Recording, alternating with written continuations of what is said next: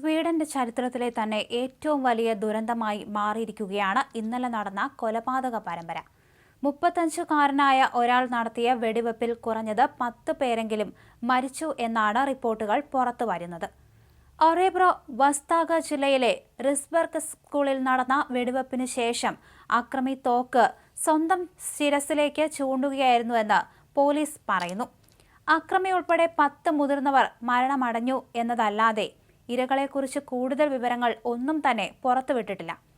കൊലയ്ക്ക് പിന്നിലെ ഉദ്ദേശം കണ്ടെത്തുന്നതിനാണ് പോലീസ് ശ്രമിക്കുന്നതെന്ന് വ്യക്തമാക്കിയ പോലീസ് വക്താവ് അക്രമിയെ കൂടാതെ ആരും ഇതിന് പിന്നിലുള്ളതായി സംശയിക്കുന്നില്ല എന്നാണ് പറയുന്നത്.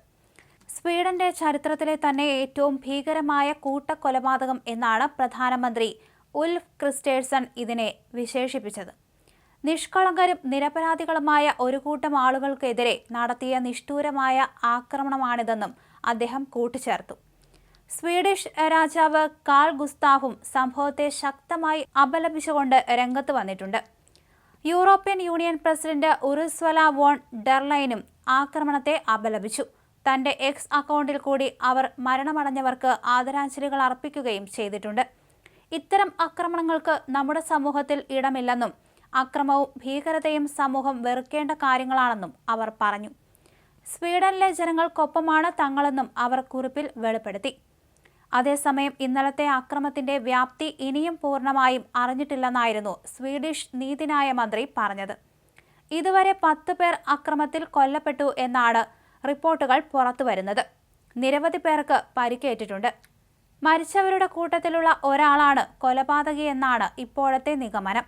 ഇയാൾ മുൻപ് ഏതെങ്കിലും കേസുകളിലോ മറ്റോ ഉൾപ്പെട്ട് പോലീസ് രേഖകളിൽ ഇടം പിടിച്ച വ്യക്തിയല്ല. എന്തിനു വേണ്ടിയായിരുന്നു ഈ കൊലപാതകം എന്നത് ഇനിയും വ്യക്തമായിട്ടില്ലെന്നും നീതിന്യായ കാര്യമന്ത്രി ഗുണാർ സ്റ്റോമർ പറഞ്ഞു. സ്കൂൾ വരാന്തയിൽ ആയുധധാരിയായി ഇയാൾ നിൽക്കുന്ന വീഡിയോ ദൃശ്യങ്ങൾ പുറത്തു വന്നിട്ടുണ്ട്.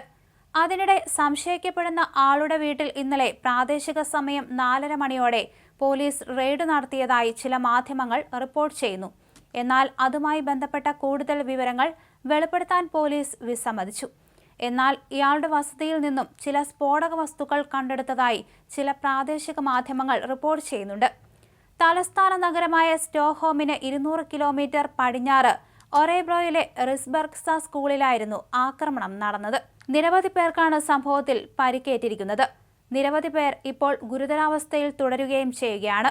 അതേസമയം ഒരു 20കാരനാണ് വെടിവെച്ചത് എന്ന് പറയുന്നുണ്ട്. ഉടൻ തന്നെ ഇയാളും സ്വയം വെടിവെച്ച് മരിക്കുകയും ചെയ്തു.